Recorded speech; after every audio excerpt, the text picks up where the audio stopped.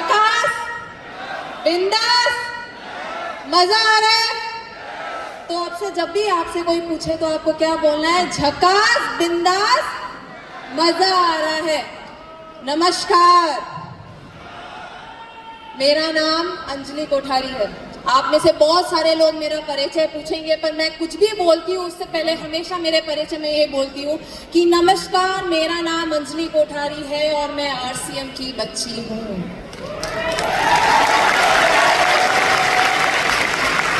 RCM 24 साल का है, मैं 25 साल की हूँ। शुरुआत से जब भी मैंने मेरे पापा को काम करते हुए देखा, सिर्फ और सिर्फ आरसीएम करते हुए देखा, मैंने आरसीएम को बढ़ते हुए देखा और मैं आरसीएम के साथ बढ़ी।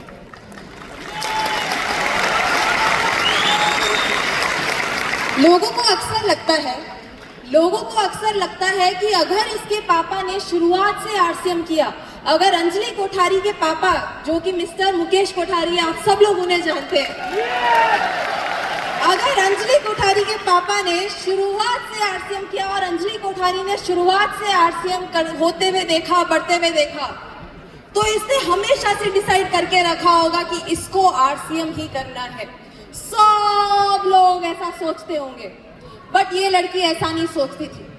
इस लड़की ने पहले एक नौकरी की और नौकरी के बाद ये लड़की समझी कि अगर जिंदगी में कुछ करना है तो आरसीएम ही करना है।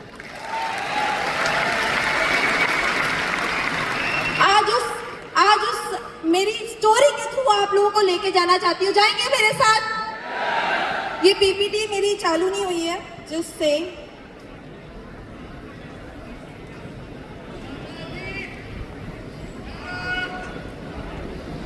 आज मैं बात करने वाली हूँ किसके बारे में? Job versus RCM. जी, अगर मैं आपको मेरे बारे में कुछ बताऊं, तो जैसे कि आप सब लोगों को पता है, मुकेश जी कोठारी की डॉटर हूँ। शुरुआत से मैंने आरसीएम देखा है और इस आरसीएम ने मुझे क्या नहीं दिया। मैं जो भी एजुकेशन लेना चाहती थी, जिंदगी में जो कुछ भी करना चाहती थी, वो सब कुछ मुझे आरसीएम ने दिया।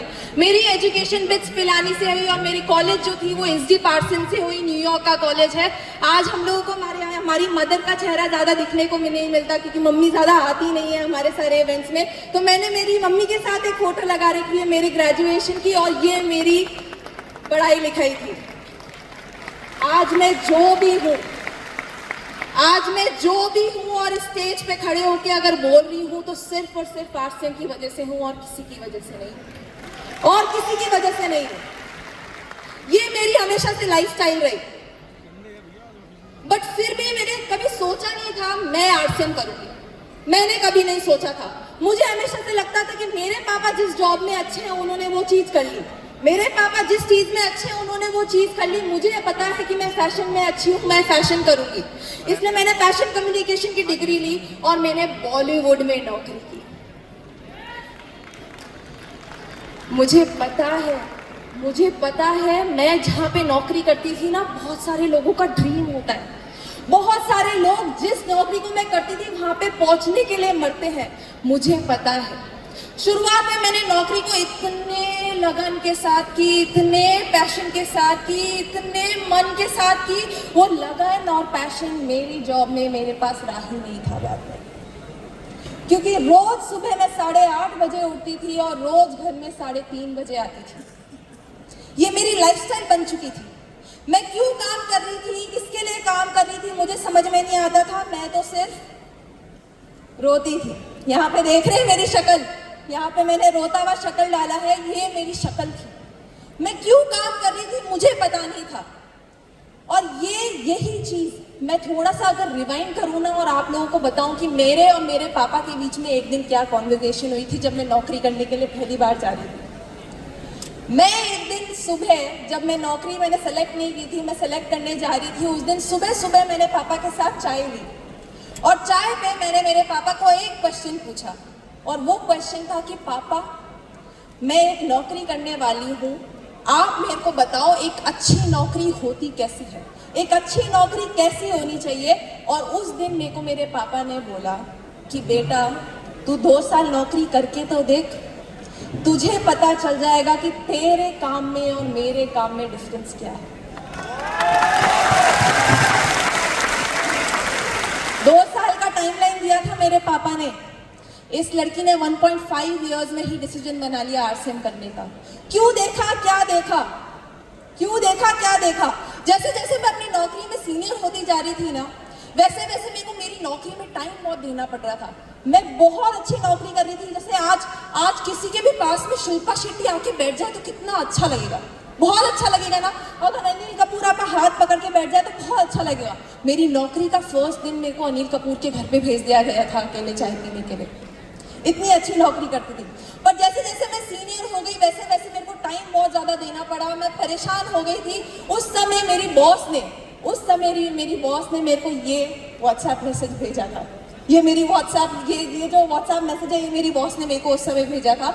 ये बोला था कि जैसे जैसे आप अपनी नौकरी में सीनियर होते जाओगे वैसे वैसे आपको और टाइम देना पड़ेगा। मैं पहले ही रो रही थी। मेरे खुद के लिए टाइम नहीं था। मैं मेरे पापा मम्मी से बात नहीं कर सकती थी। मुझे समझ में नहीं आ रहा था, जिस नौकरी को मैंने मेरा सब कुछ दे दिया, अब वो नौकरी मेरे से क्या है एक्सपेक्ट कर रही है, क्या दूं इसको। और उस दिन मुझे समझ में आया, सच्ची में ये सच्ची कहानी है कि उस दिन मुझे समझ में आया कि शायद मेरे पापा जो करते हैं वो मेरे से तो अच्छा ही है।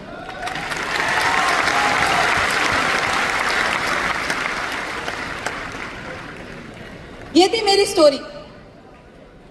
मेरी नौकरी ने मुझे क्या नहीं दिया, मेरी नौकरी ने मुझे क्या नहीं दिया। मेरी नौकरी ने मुझे टाइम नहीं दिया, मेरी नौकरी ने मुझे सिक्योरिटी नहीं दी, मेरी नौकरी ने मुझे रिस्पेक्ट नहीं दी, और मेरी नौकरी ने मुझे स्किल नहीं दी। बट मेरे पापा को आरसीएम ने क्या दिया? मेरे पापा को आरसीएम ने दिया टाइम, वो सिक्योरिटी जिसकी मैं भूखी थी। मेरे पापा को वो रिस्पेक्ट दिया आप लोगों ने, आरसीएम ने वो रिस्पेक्ट दी और वो स्किल दी। सब कुछ दिया मेरे पापा को, जो भी मेरे पास नहीं था ना एक नौकरी में। अगर मैं इसके बारे में थोड़ी सी बात करूं तो शायद मैंने टाइम के बारे में आपको समझा ही दिया है कि कैसे मेरी नौकरी में मेरे पास टाइम नहीं था। पर सिक्योरिटी मेरे लिए सबसे बड़ा रीजन था कि क्यों मैंने नौकरी छोड़ी। मेरे को मेरे बॉस क्या हर बात पे एक बार प्रियंका चोपड़ा आई थी। प्रियंका चोपड़ा आप सब लोग जानते हैं, सब लोग जानते हैं। जोश थोड़ा कम हो गया क्या? जय RCM, very good. Priyanka Chopra का नाम आप सब लोग जानते हैं। प्रियंका चोपड़ा एक बार इंडिया आई थी और वो है ना स्टेज पे आके उसको कुछ बोलना था। प्रियंका चोपड़ा बहुत बड़ा इवेंट होने वाला था, तो प्रियंका चोपड़ा के लिए पूरी स्क्रिप्ट बना के दी थी मैंने। और मेरी बॉस ने मेरे को वार्निंग दी थी कि प्रियंका चोपड़ा को साफ साफ बता देना उसको क्या बोलना है। मैंने स्क्रिप्ट दे दी, प्रियंका चोपड़ा ने बोलना चालू किया। जैसे जैसे उसने बोलना चालू किया, बोलते बोलते वो कुछ उसने ऐसा बोल दिया जो उसको नहीं बोलना चाहिए था। उसने बोल दिया, मैंने तो स्क्रिप्ट दी थी, फिर भी उसने बोल दिया।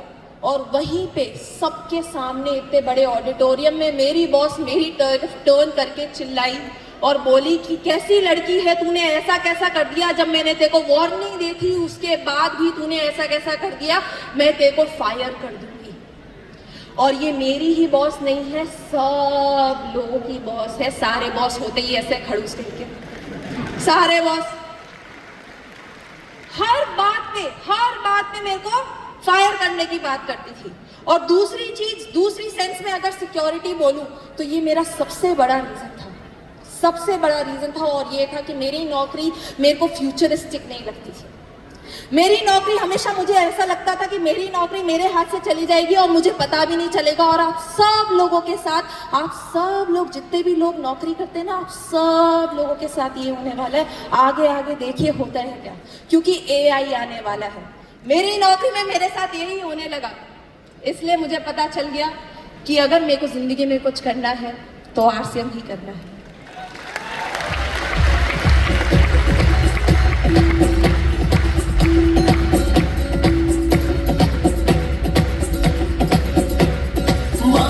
हम सब है मालिक मालिक, हम सब है मालिक मालिक, हम सब है मालिक।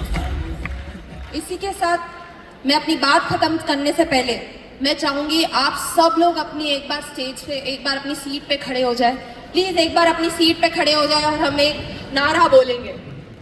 एक नारा बोलेंगे, प्लीज मेरे साथ लगे रहिए। बोलेंगे? ये जाता है कुछ ऐसे, लड़ेंगे।